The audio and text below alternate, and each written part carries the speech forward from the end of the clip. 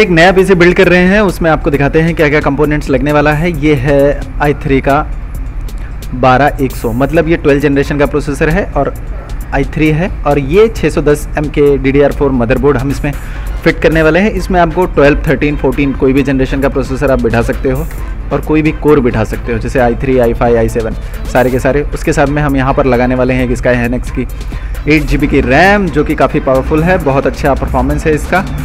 और यहाँ पर हम डेटा यूज़ के लिए लगाने वाले हैं 1TB की Seagate की SSD। यहाँ पर है 1TB की हार्ड डिस्क जो Seagate कंपनी की है, आपने देखा ही होगा। स्टोरेज के लिए लगाने वाले हैं, और ये 256GB की SSD हम लगाने वाले हैं सिर्फ डिस्प्ले के लिए, क्योंकि यहाँ पर हम M.2 यूज़ करने वाले हैं। इस मदरबोर्ड को सपोर्ट करने वाला जो M.2 है वो लगाएंगे, बट इसमें हम सिर्फ डिस्प्ले चेक करेंगे, और इसमें जो डेटा है उनके, ये ओल्ड SSD है एक्चुअल में, और इसी का सारा डेटा हम निकाल कर फिर इसमें एक नया लगाएंगे। और ये है हमारे पास सर्कल का एंटेक E1 का कैबिनेट है, जो काफ़ी कमाल का है, और सर्कल कंपनी आपको पता है 3 साल वारंटी के साथ में दे देती है। इसमें SMP भी काफ़ी अच्छा मिल जाता है। तो ये है हमारे पास H610 का मदरबोर्ड। इसकी करते हैं सबसे पहले अनबॉक्सिंग, और अनबॉक्सिंग के साथ साथ हम आपको दिखा देते हैं कि इसमें और क्या क्या चीज़ें हमें मिलने वाली हैं, और इसमें कैसे प्रोसेसर को फिट करते हैं, कैसे इसके सारे सेटअप को करते हैं, प्रॉपरली एकदम क्लियरली आपको दिखाने वाला हूँ, और आसानी से आप इसे देखकर आप समझ जाएंगे। तो हमने ये कर दिया है इसके सिल्क को ब्रेक, और आसानी से हम इसे बाहर निकाल लेंगे। बाहर निकालने के बाद आप देख सकते हो यहाँ पर है बैक पैनल, जो बैक पट्टी होती है, और यहाँ पर देखिए एक SATA केबल मिलता है। पहले ये लोग 2 दे देते थे, बट अभी एक दे रहे हैं, क्योंकि इनको पता है कि अभी एक बहुत हो गया। तो यहाँ पर देखिए ये आ गया है बाहर, और हम इसे पहले इसके पैकेट से निकाल लेते हैं। देखो यहाँ पर भी एक लॉक होता है, यहाँ पर भी एक सील लगी होती है। तो चीज़ें जब आप ब्रांड लेोगे तो उसमें कुछ ना कुछ आपको बेनिफिट यही मिलता है। अगर ये चीज़ें यूज हुई रहेंगी तो आपको समझ में आ जाएगा, अगर नहीं यूज़ हुई रहेंगी तो इसके जो पैकेट पे सील होती है वो बराबर लगी होगी। तो यहाँ पर आप देख सकते हैं कि यहाँ पर इसमें 2 USB ऊपर है, और इसमें HDMI है, फिर 2 USB है, फिर 2 USB है, उसके बाद है LAN पोर्ट और नेटवर्क कार्ड। तो ये है हमारा प्रोसेसर। हम इसे भी ब्रेक कर लेते हैं, देखो, और इसे बाहर निकाल लेते हैं, और इसे आसानी से कैसे हम इसमें से निकालेंगे वो आपको दिखा देता हूँ। इसका फ़ैन काफ़ी हैवी होता है। 12 जनरेशन के जो प्रोसेसर हैं जो आते हैं, यहाँ पर देखिए लिखा हुआ है Core i3, और ये स्टिकर हम कैबिनेट पर चिपकाने वाले हैं फाइनल होने के बाद। और यहाँ पर आपको दिखा देता हूँ कि ये है प्रोसेसर, यहाँ पर आप देख पाओगे। तो यहाँ से निकलेगा ये, सिर्फ इसको बाहर खींचना है, और देख रहे हो ये कितना क्लीन है और कितना बढ़िया दिख रहा है। तो इसे भी हम लोग लगाने वाले हैं, और देखिए ये एकदम बढ़िया है। तो यहाँ पर हम जाएंगे, अपने प्रोसेसर को सबसे पहले निकाल लेंगे, और इसमें CPU फ़ैन जो लगा हुआ है उसे भी बाहर कर लेते हैं, ताकि हमें लगाने में कोई दिक्कत ना हो। ये है CPU फ़ैन इंटेल, देखो इतना बड़ा सा लिखा हुआ, और ये काफ़ी हैवी है, लगभग कम से कम 250 ग्राम से ज़्यादा होगा, कम तो नहीं होगा, हमने वेट नहीं किया है। चलो हम प्रोसेसर को निकाल लेते हैं। सबसे पहले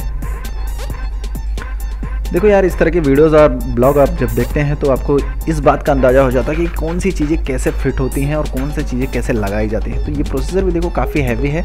12 जनरेशन के जितने भी प्रोसेसर आते हैं, जैसे 12400, 12100, 12700 के, तो वो सारे के सारे मॉडल एक जैसे ही दिखते हैं, बट जब हम उन्हें इंस्टॉल करते हैं तो उसके जो मैचिंग होते हैं वो समझ में आ जाते हैं कि ये प्रोसेसर कितना हैवी है और किस लेवल तक का इस पे काम किया जा सकता है। तो देखिए ये आसानी से बैठ गया है, लेकिन इसे बैठाने के लिए आपको बहुत सावधानी बरतनी होगी। देखिए मेरे हाथ से छूट गया है ये वन टाइम में। तो इसे देखो, ये कट जो लगे होते हैं वो कट ही हमें इसमें फिट करना होता है। देख रहे हैं आप, ये बढ़िया से बैठ गया है, और हम इसे जैसे दबाएंगे तो देखिए एक आवाज़ आएगी टक करके। देखिए ये बाहर हो गया है, और हम इसे फिट कर लेते हैं। तो ये आसानी से हो गया है फिट, आप देख पाओगे, ठीक है। और उसके बाद हम इसे आगे बढ़ाएंगे। यहाँ पर देखिए हीट सिंक लगी हुई है, जितना इसको ज़रूरत है उतना ही हीट सिंक लगा हुआ है। वीडियो में बहुत सारे लोग बहुत टाइप की हीट सिंक दिखाते हैं कि इस तरह से पेस्टिंग करना चाहिए, उस तरह से पेस्टिंग करना चाहिए। तो इसमें देखो एकदम जो बेसिक रिक्वायरमेंट होती है वो लगी है। और CPU फ़ैन को देखो, हम एंटी लॉक होता है एक्चुअल में, बट इसे रखकर हम सीधा पुश करेंगे तो ये सीधा फिट हो जाता है। देखिए अभी कोई दिक्कत नहीं है। अगर आपको लूज़ लग रहा है तो आप थोड़ा सा और पुश कर सकते हैं। इसमें एक्चुअली लॉक जब हो जाता है तो कोई दिक्कत नहीं आती है। हम इसे घुमाते हैं, घुमा के इसे सीधा हम यहाँ पर इसके वायर को इसलिए हम 2 राउंड में कर रहे हैं कि ताकि ये बड़ा होकर इधर उधर कहीं घूमे ना और सीधा CPU फैन से कनेक्टेड रहे तो कोई दिक्कत नहीं होने वाली है। तो यहाँ पर देखिए हमने इसे लगा दिया है प्रॉपरली। अब बात आती है रैम की। हमारे पास जो DDR4 की 3200 मेगाहर्ट्ज़ है, एक्चुअल में ये 2600 मेगाहर्ट्ज़ की नहीं है, ये 3200 मेगाहर्ट्ज़ की है।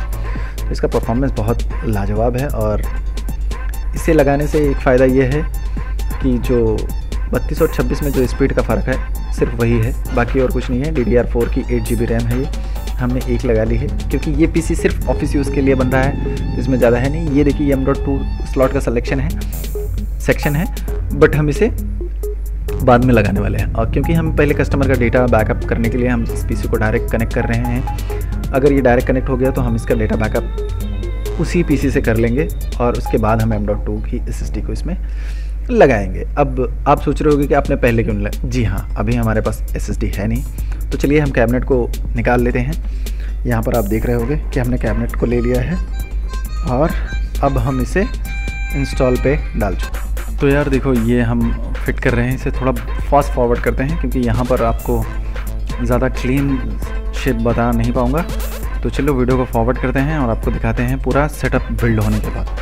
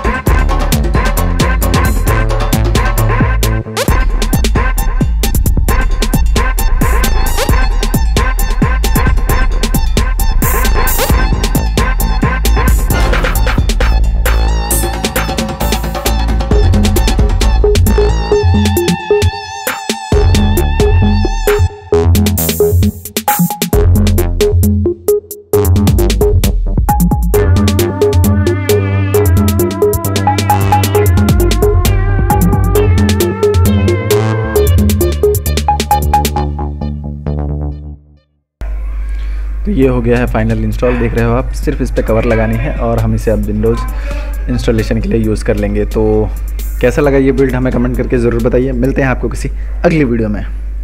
यहाँ पर हम सिर्फ PC बिल्ड नहीं करते, आपकी छोटी से लेकर बड़ी समस्या का समाधान करते हैं, चाहे वो हार्डवेयर से रिलेटेड हो या सॉफ्टवेयर से रिलेटेड हो या फिर नेटवर्क से रिलेटेड हो। मिलते हैं आपको किसी नेक्स्ट वीडियो में।